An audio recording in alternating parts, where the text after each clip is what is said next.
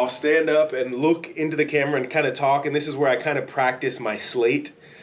I'll talk into the camera just so I can get a framing position, a framing reference, and I'll go back and play the video. So right here I'll say, "Hi, I'm Anthony Thomas with Audition, auditioning for the role of blah, blah, blah."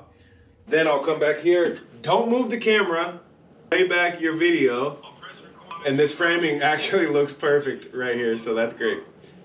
Because of the nature of this audition, I can't share what this is, but it's for a film, and I'm going to have to blur out, or I guess edit out, the actual words of what I'm sharing here. But what I'm going to do to signal to you, since I'm just going to be recording the audio right here, I'm going to signal to you one, or I'll go 1, 2, or 3.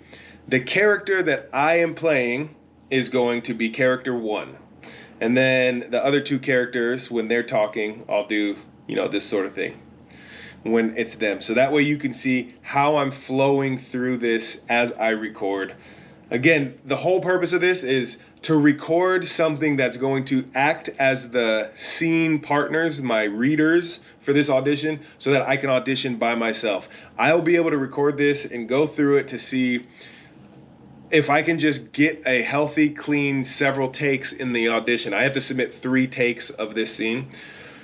So I want to go through this, record a good flow of this. Sometimes this takes me going through 5, 10 times even, going through and reading the scene before I feel like, oh, okay, that pace feels good. And usually what I'll do, and I'll do it here, I will go through this, record what I think is going to be a good pace, and then I will come back, I'll play it, and then I will act out the scene. Just sitting here, I'll act out the scene with my role.